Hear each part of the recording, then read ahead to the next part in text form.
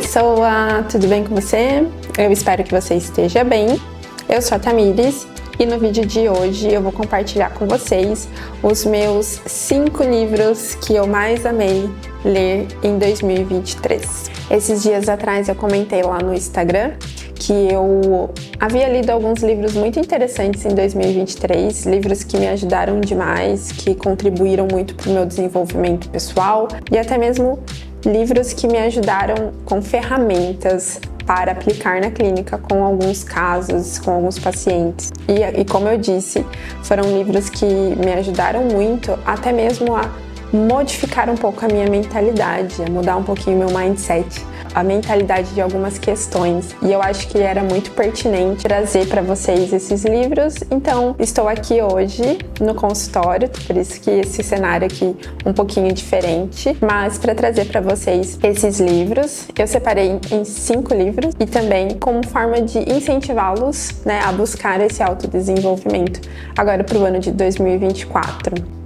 Eu sei que nem todo mundo gosta de ler e que algumas pessoas têm uma certa dificuldade de desenvolver esse hábito, mas eu espero que pelo menos um desses 5 livros que eu vou indicar para vocês hoje possa chamar a atenção e quem sabe você consiga aí estabelecer um hábito de leitura através desses livros. Bora lá? Bom, desses 5 livros que eu vou compartilhar com vocês hoje, um apenas eu tenho em livro físico, os demais estão aqui no meu Kindle. Inclusive fica aí a recomendação para quem gostaria de adquirir em algum momento um Kindle.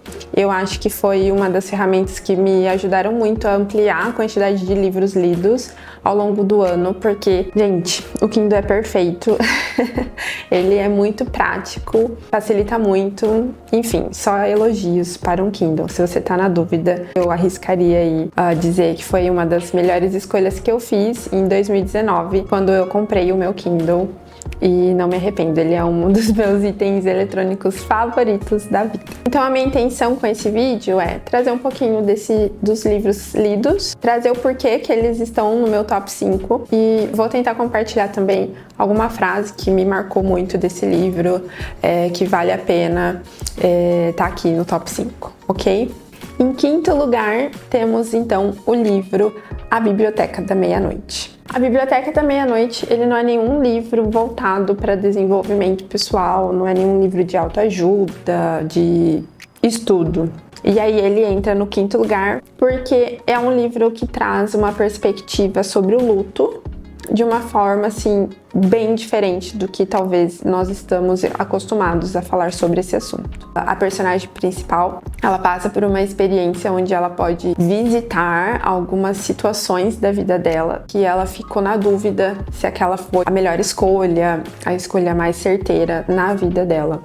E aí o livro traz essa reflexão sobre o luto pelas escolhas que a gente não fez, pelas decisões que a gente não tomou, pelos apegos, né, que a gente tem em algumas situações que na nossa ideia era a melhor maneira, ou a gente se arrepende de não ter feito, ou até mesmo de ter feito. Então, traz essa perspectiva sobre o luto e sobre a vida de modo geral e o como a gente só toma as decisões que a gente toma por um propósito, né? Enquanto o nosso propósito, na verdade, enquanto a nossa visão de mundo e a nossa visão de nós mesmos dentro do mundo, como isso afeta as nossas escolhas. Nesse livro eu não fiz muitas marcações, mas a marcação que eu fiz é essa daqui. Talvez não houvesse uma vida perfeita para ela, mas em algum lugar, com certeza, existia uma vida que valia a pena ser vivida. Então esse livro me marcou bastante por essa perspectiva das escolhas, das decisões. Então eu daria uma nota 4 de 5 para esse livro.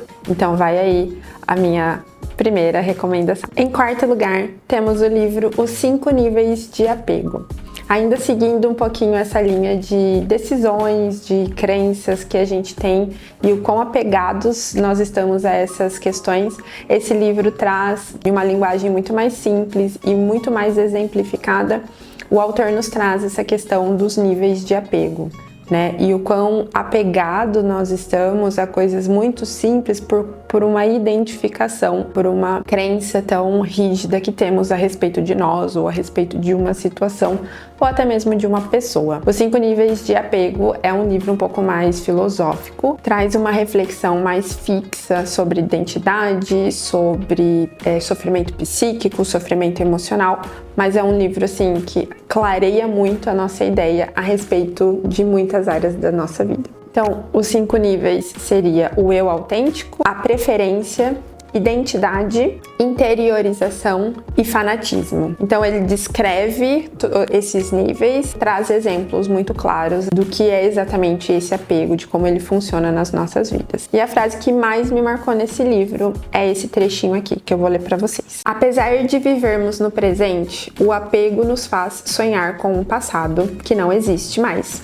Um passado que é cheio de arrependimento e drama. Os apegos também nos levam a um futuro incerto, repleto de medos que ainda não existem, o que nos torna mais inseguros. A minha nota para esse livro é 3 de 5, porque apesar de ser muito explicativo, eu acho que ele poderia se aprofundar um pouquinho mais no assunto, e aí tem algumas questões que você fica naquela espera, tipo, eu vou entender, vou compreender melhor isso. Não sei se era esse o objetivo do livro, né? Mas ainda assim eu acho que faltou um pouquinho de contexto, de informação, de um aprofundamento maior nos níveis. Então, por isso uma nota um pouquinho mais baixa, mas ainda assim um livro muito bom. Em terceiro lugar, temos na verdade uma releitura, que é o livro Mindset, a nova psicologia do sucesso. Esse livro aqui, se eu não me engano, eu comprei ele em 2019.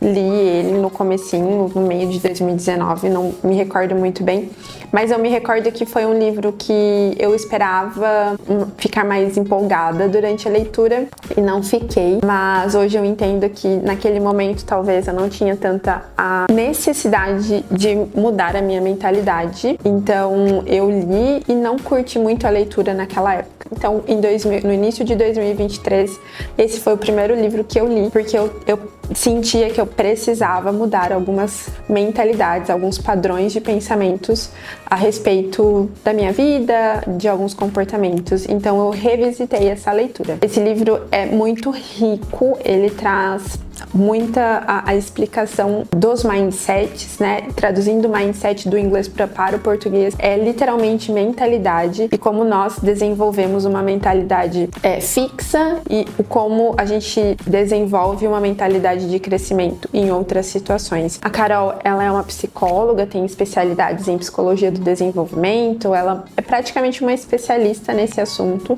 então você percebe que ela realmente aplica as teorias, as teses, e aí você tem os resultados e também tem um pouquinho de como você pode aplicar isso na sua vida. Se você está nessa busca de mudar de mentalidade, de tentar mudar alguns comportamentos, eu acho que seria muito interessante você ler esse livro, Mindset. Vou compartilhar com vocês 2 trechos desse livro, um exemplificando um pouco sobre o mindset fixo e o outro sobre o mindset de crescimento. O mindset fixo limita as realizações, enche a mente das pessoas com pensamentos perturbadores, torna desagradável o esforço e leva a estratégias de aprendizados inferiores. Mais do que isso, transforma as pessoas em juízes em vez de aliados. As realizações importantes exigem grande concentração, esforço total e um baú cheio de estratégias, e também aliados para o aprendizado. Isso é que o mindset de crescimento nos dá, e por isso permite que nossas capacidades se desenvolvam e frutifiquem. 5 de 5 para esse livro, porque eu acho que todo o conteúdo que tem aqui é de fato muito enriquecedor e pode trazer uma grande transformação para a nossa vida. Tá até sujinho, coitado. Em segundo lugar, temos aí o livro Essencialismo. Esse livro, gente, eu não tenho nem certeza se eu li ele em 2023 ou se foi em 2022, mas a única certeza que eu tenho é que é um livro maravilhoso. Ele traz essa questão de que nós vivemos em uma cultura do excesso, é uma realidade do excesso, tudo em excesso, tudo a gente tem que fazer, tudo a gente tem que aplicar nossa energia, os nossos recursos financeiros, tudo em muitas opções. E o quanto isso pode estar nos prendendo em um lugar de infertilidade, né? O quanto a gente pode estar deixando de crescer por tentar dar conta de várias demandas. E quais são essas demandas e por que tem tantas assim, né? Então ele traz essa questão de qual que é, na verdade, a vida de uma pessoa não essencialista, como ela perde tempo, como ela perde recursos, energia, e por que ela perde, né, tudo isso, e como deveria ser a vida do essencialista. É um livro, assim, que nos coloca em confronto com essa cultura do excesso, né, e aí a gente se depara que é muito mais fácil, obviamente, a gente ir para o excesso por conta de comparações, de autocobrança, de autocrítica, mas o quão ilusório é essa ideia de que a gente só seria produtivo tendo várias coisas para fazer. E o trecho que eu gostaria de compartilhar com vocês não é o único que me marcou, mas eu acho que é o que explica um pouco mais sobre o livro, é esse aqui. Se não escolhemos conscientemente no que concentrar nosso tempo e nossa energia, os outros, os chefes, os colegas, os clientes e até mesmo a nossa família escolhem por nós.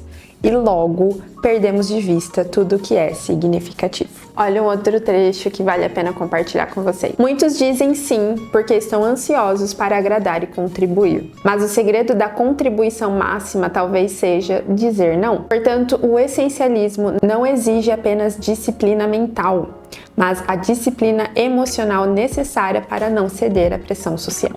É um livro que vale a pena revisitar, é um livro que vale a pena você ter por perto, porque, de fato, a gente precisa ser relembrados diariamente do que o que nós estamos fazendo tem que estar alinhado ao nosso propósito e sentido de vida.